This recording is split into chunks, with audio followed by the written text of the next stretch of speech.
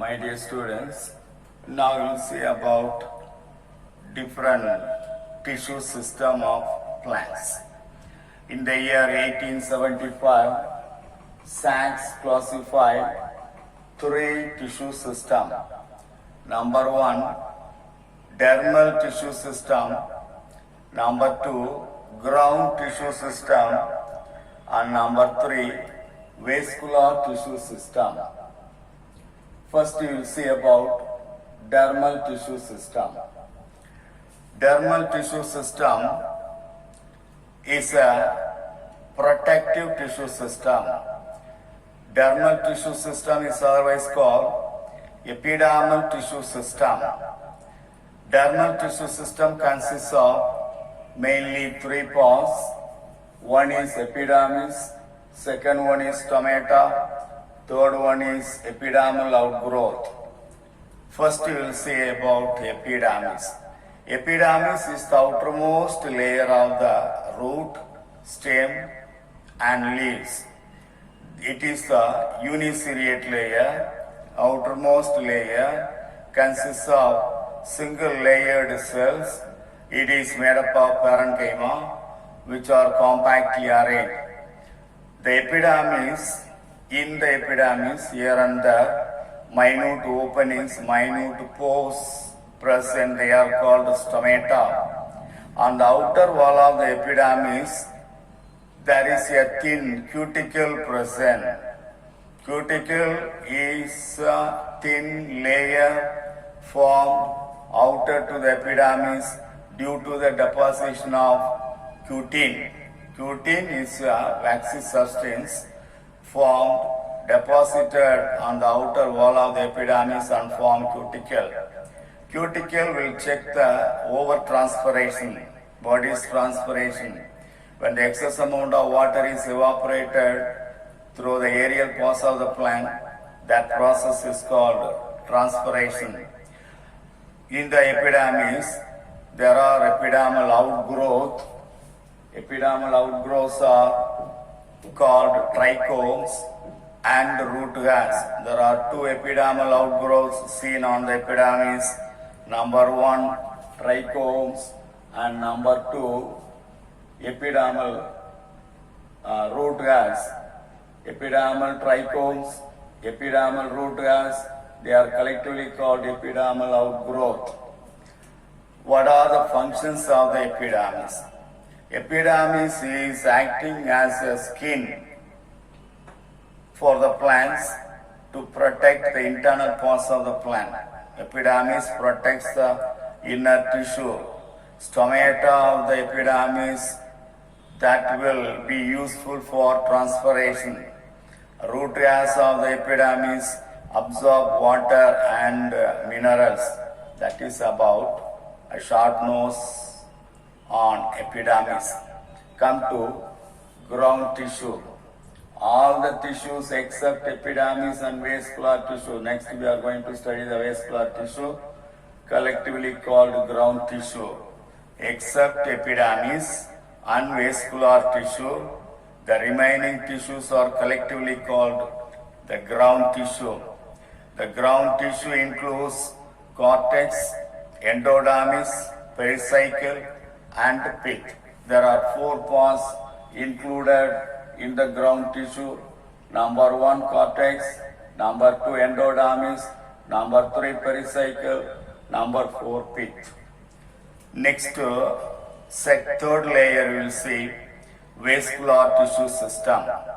Vascular tissue system consists of two vascular tissue. Number one, xylem. Number two, phloem. There are two vascular tissues present in the vascular tissue system. Xylem is a water conducting tissue and phloem is a food conducting tissue. The vascular tissues are arranged in the form of bundles, that is called vascular bundle. The vascular bundles are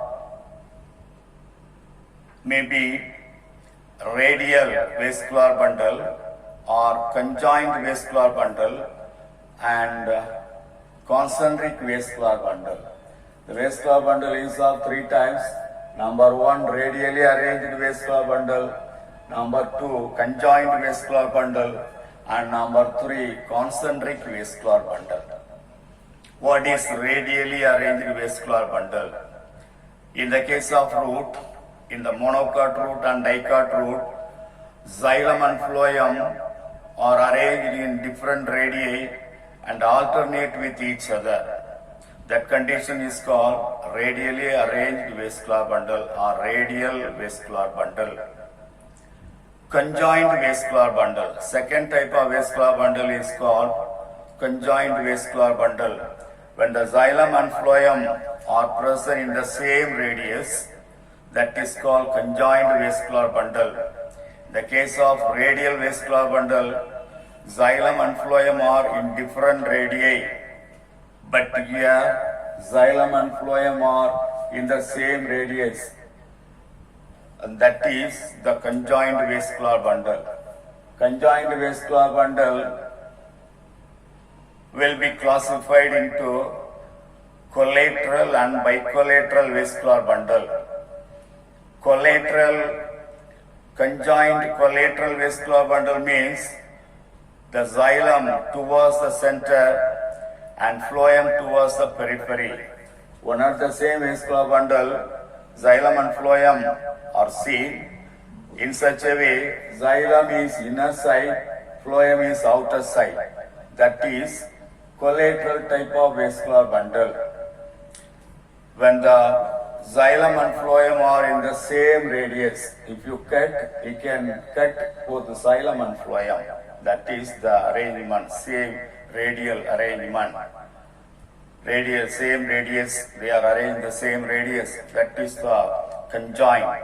The first type is collateral.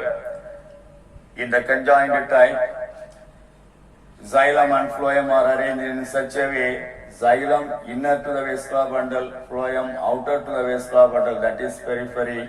That type of, that arrangement of xylem and phloem, that is called collateral type of vascular bundle.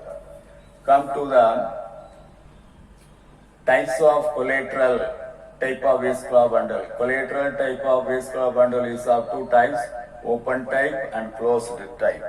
Open type of vascular bundle, in the collateral type of vascular bundle in between xylem and phloem, there is a cambium present, that is called open type of vascular bundle. Here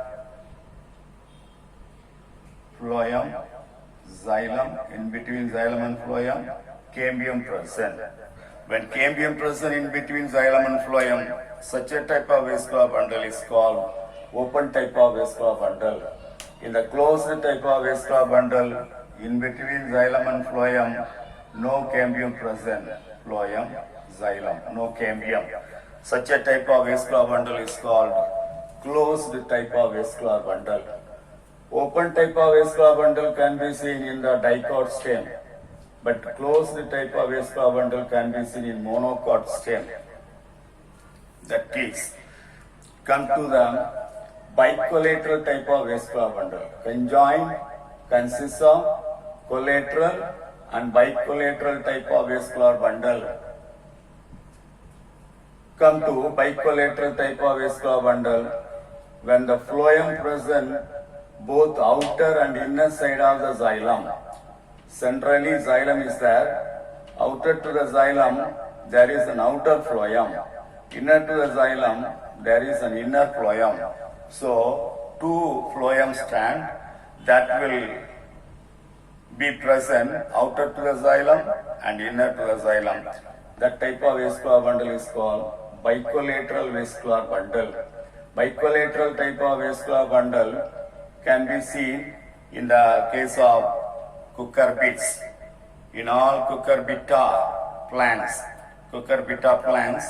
bicollateral type of vascular bundle can be seen.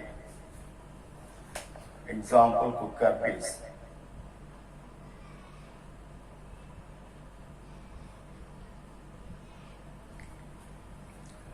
And the third type of vascular bundle is concentric vascular bundle. Vascular bundle classified into number 1, radial vascular bundle, Number 2, conjoined vascular bundle. Number 3, concentric vascular bundle. Radial and conjoined vascular bundle we have seen now. The third type is concentric vascular bundle. When the xylem or phloem are arranged in the form of circle, xylem inner side, phloem outer side, or phloem inner side, xylem outer side. Like that, when the xylem completely surrounds the phloem or vice versa, that type of vascular bundle is called concentric type of vascular bundle. In the concentric type of vascular bundle, xylem and phloem are in circle, and it is of two types, amphivessel and amphicerebral vascular bundle. In the first type, amphivessel vascular bundle, xylem surrounds the phloem. Example, Dracaena. See, inner side phloem is there, which is completely surrounded by xylem. That condition is called amphivessel vascular bundle, as in the case of Dracaena. The second type, amphicerebral vascular bundle. In the amphicerebral vascular bundle, xylem is surrounded by phloem completely. Xylem inner side, which is surrounded by phloem outer side. So, when the phloem surrounds the xylem completely, that is called amphicerebral vascular bundle. And this type of vascular bundle can be seen in phones. So, these are all the different types of vascular bundle. As far as vascular bundles are concerned, the vascular bundles are very important as far as examination point of view. Next, end-arch condition and exarch condition. End-arch and exarch. What is end-arch? When the protoxylem lies towards the center and metaxylem lies towards the periphery, such a type of arrangement of vascular tissue, that is xylem, is called end-arch. The end-arch condition can be seen in monocot stem and dicot stem. In all type of stem, end-arch condition can be seen. In the end-arch condition, protoxylem is pointing towards the center and metaxylem pointing towards the periphery. What is protoxylem? The smaller xylem vessel is called protoxylem. Larger xylem vessel is called metaxylem. If you put, this is larger xylem, this is metaxylem, and this is the protoxylem. When the protoxylem is towards the center and the metaxylem towards the periphery, and that is called end-arch condition. Exarch, when the protoxylem lies towards the periphery, pointing towards the periphery, and metaxylem pointing towards the center, that is called end-arch condition. In all type of roots, end-arch condition is seen. Monocot root and dicot root, end-arch condition can be seen in the xylem. So these are all the message about the dermal tissue system, ground tissue system, and vascular tissue system.